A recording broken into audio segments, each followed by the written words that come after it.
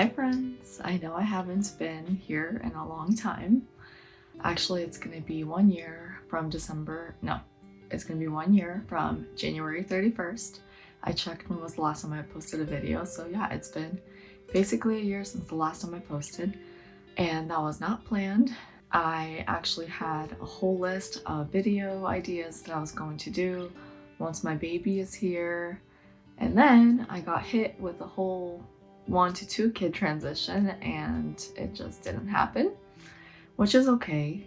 I have been a lot more active on Instagram just because it's a lot easier to post things and I don't have to spend a lot of time editing, but it's really good to be back. I am so happy to be here, and I am going to start where we left off. I have a first and second trimester update already up that I recorded. So I'm gonna do a third trimester update, which is really funny because it's been like a year.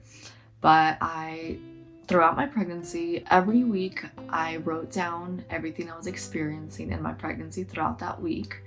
And so I went through everything and refreshed my memory, and I'm going to share how my third trimester went. And then at the end of the video, I will share a few updates. I hope to be back posting consistently weekly. I might adjust that to maybe bi-weekly. We'll see how it goes because I do have a 9-month-old and a 3-year-old, and it is not easy to sit down and do this, especially with my husband working a lot. It's just loud and chaotic all the time in the best way. But I'm going to try. So I ended up going into labor at 40 weeks and 2 days. So I'm going to talk about the third trimester, so from 28 weeks to 40 weeks and 2 days. So throughout my third trimester, there were some signs of pregnancy and experiences that my body was going through that I had throughout the entire third trimester. So I'm going to talk about those first. So the things that I had throughout the entire third trimester, one was my breasts kept growing and getting a lot bigger. Throughout the entire third trimester, I was leaking colostrum. My nipples were super sensitive. I was still dry nursing my toddler day and night. I actually don't think, I might have day weaned her. I was also experiencing nursing aversions, so it would make sense that I day weaned her. Skin crawling, uncomfortable, feeling touched out whenever my toddler would nurse. And I had a lot of crazy dreams. This is like my least favorite part of pregnancy, is just the crazy dreams. I have a lot of weird sexual dreams, just like weird dreams where it feels so real and just feels like I run a marathon every single night. It's wild. And I wake up tired. If I got pregnant without knowing I was pregnant, this probably would be the biggest indicator for me that I'm pregnant. It's just crazy dreams, because I only have those when I'm pregnant. So then weeks 28 to 31, I had heartburn.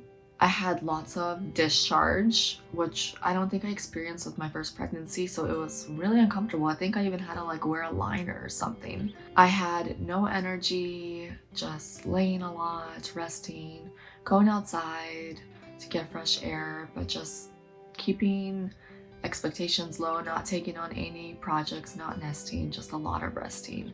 Which makes sense because around that time the baby goes through a lot of development and there's a huge hormonal shift that happens at 28 weeks. So it's normal to feel less energy or no energy during that time. And it's good to just lean into that and rest.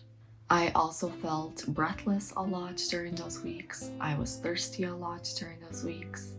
The breathless makes sense because, well, first of all, it's hormonal, but also baby is getting bigger, lungs are getting squished. And I had lots of Braxton Hicks, lots of practice contractions during those weeks. Then from weeks 32 to 34, I had more energy during those weeks. So I was nesting a lot, getting things done, organizing. This is why I want you guys to remember, if you don't have energy and your diet is good and you're nourishing yourself and you know that you're not lacking nutrients, then, baby could be going through a growth spurt or there could be a hormonal shift happening. Lean into that. Rest. Have low expectations. Pull out the disposable plates and cups and silverware and just take it easy during the time that you don't have energy, because your energy will return, because it is part of our design to nest. At some point you're going to get energy and you're going to nest. So this might be different for pregnancy of multiples. So I'm speaking for singleton pregnancies, but it's like a wave, the energy comes and goes, and just lean into that, honor that, respect your body's needs. Nothing is ever linear. Be intuitive. Feel into what your body needs. So during weeks 32 to 34, I had a lot more energy, and so I was getting things done. I also got so much creativity during that time. I think I might have started posting on Instagram during that time. Maybe not, I can't remember, but I was writing a lot. I had so much creative juices flowing. I was writing, I was studying birth work again. I started meeting with other free birthing women in the area. So like that just sparked the desire to just connect with other women. So it was awesome. I did still have heartburn. I had less Braxton Hicks during this time. I did have lots of mucus coming out, like chunks of mucus, which is normal. Some women think that could be a sign of labor coming, but our body actually regenerates cervical mucus, so it wasn't concerning to me. It was just something that was happening. I also had a really sore pelvis during this time, so something that really helped me was stretching, and I'll link my favorite resource for stretches in the show notes. I think that's for podcasting. And see, I can't even remember all the YouTube lingo. I will link it down below. It's another YouTuber and she does awesome stretches. So I was stretching a lot during this time to help with the sore pelvis. I think a lot of it had to do with me nursing my toddler at night and just laying in uncomfortable positions. I also think my baby dropped during that time. Maybe not, but it felt like it because it was easier to breathe. I also felt a lot of pressure on my cervix and my bladder. I felt a lot of movement in my lower pelvis. And this was like something I didn't experience in my first, and it really sucked, was having a pinched nerve in my butt. I think it was on my left side, but it was just like, it would just randomly happen. Like, I think it's like that sciatic nerve, when it shortens and you just do the wrong movement or something, and it's like somebody tasers you. It's like the worst feeling. So I was randomly having that in my left butt cheek, and it was just like a shock, just wakes you up. It was like the worst thing ever. So I was occasionally having that. At 35 weeks, it started to get difficult to sleep. I was just having a hard time falling asleep and staying asleep. That's it. Just so hard. Like, never experienced insomnia before, but gosh, I developed such a compassion for those that frequently or, always have insomnia. That is so hard. I remember just laying awake like half the night.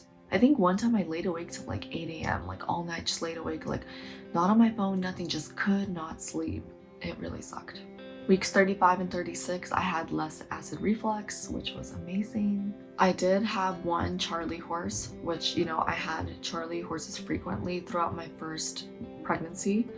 This time around, I was taking daily baths using Ancient Minerals Magnesium flakes, and I was using Earthly's Good Night Magnesium lotion every night, and I didn't have a single one throughout my entire pregnancy, except during the time that I didn't put on that lotion, and I got that one Charlie horse at night. So I'll link those things in the bio. Truly, they were amazing, because Charlie horses and muscle cramps and stuff are a big sign of a magnesium deficiency, and as we know, During pregnancy, so much of our mineral stores are pulled out of us into our baby. And so magnesium is always the first mineral to go. It is also the first mineral to go under stress. It's always a good idea, I think, to supplement with magnesium to prevent all those Charlie horses and muscle pains that can happen. Plus, my nightly baths were like the best thing. Sometimes my toddler would join me, and it was just great connecting with her. I did reading, listening to podcasts, music, resting. It was awesome. I feel like it was like getting a daily massage. Like, I think that's what really helped me get comfortable in my pregnancy. Which right now we live in a house where I don't have a bathtub. So I'm like, I cannot get pregnant until we live in a house that has a bathtub again, because I just can't imagine not taking a daily bath. All right, so the last set of symptoms, signs, I don't like using the word symptoms because symptoms implies sickness, and pregnancy is not a sickness. The last set of like things that my body was experiencing and signs of pregnancy and preparation for birth. So I'm going to talk about weeks 37 until I gave birth. I started having very strong Braxton Hicks. Actually, let me also add in this quick story. So during this time, week 38, we had a snowstorm, and then we had crazy windstorms, snowstorms, rain, a big rainstorm, another snowstorm, and our roof and our kitchen collapsed. Like I'd say like 60% of the ceiling, maybe 70 in our kitchen of our rental, like fell through, and water was just pouring in, and oh my gosh, it was terrible. And I was freaking out. I know hormones have to do with this also, but literally I don't think I've ever like freaked out like that, because I'm planning a home birth, and I'm supposed to have a birth in this house where there's no ceiling in the kitchen. And also, like, I wasn't sure, but it looked like there was mold, and now I'm freaking out about mold. And this is an old house, so I'm worried about asbestos. And like, I cried for like 2 days straight. And then I packed my things and went to stay at my friend's house. She's a really great friend of mine. She actually has her own YouTube, and she posts awesome videos, so I'm gonna link her below as well. She talks about just a nourishing lifestyle. So anyway, she has like a little back house, whatever those are called. And so I stayed there with my toddler, and she's the person that introduced me to free birth. And so I felt comfortable if I was to go into labor. I knew that it would be okay. She wouldn't be the kind of person that freaks out. She actually probably would have been there to support me, like in a doula role, or like a sister role. So I felt really comfortable to go there. So I went there, and my husband during this time was fixing the roof with our landlords. Don't ask why he was doing it. So this was week 38 where this happened. And then after the roof was fixed, I went back to the house, and we had to clean and get resettled in and re-nest and get ready for baby's arrival. Anyway, continuing on. During this time, I developed a bigger appetite, so I was eating a lot, drinking a lot of raw milk during this time, eating a lot of bread. Still could not do eggs. I couldn't do eggs throughout my entire pregnancy. I wanted to sleep a lot more, so I spent a lot of time resting during this time. My pelvis was still sore, so I was still doing my baths. At this point, I was waddling already. I had a lot of discharge during this time, so probably utilizing those liners. One night, I had the worst heartburn I've ever had in my life. It was the worst thing. I couldn't sleep, and nothing was helping me. Like the papaya enzymes weren't helping me. Homeopathy wasn't helping me. The cold glass of almond milk or whatever I drank was not helping me. Nothing was helping me. It was just the worst burn. So I just really empathize for the women that have this and go on medications for this kind of stuff, because seriously, I could not imagine having that kind of heartburn every single day. Like, it literally felt like my throat was on fire. Somebody was burning my throat with a torch. I nested a lot during this time, and I really went inward during these last few weeks. I didn't want to socialize. I didn't go on social media. Didn't want to talk to anybody. Just very inward, focusing on my relationship with God and preparing emotionally, mentally, and spiritually for birth.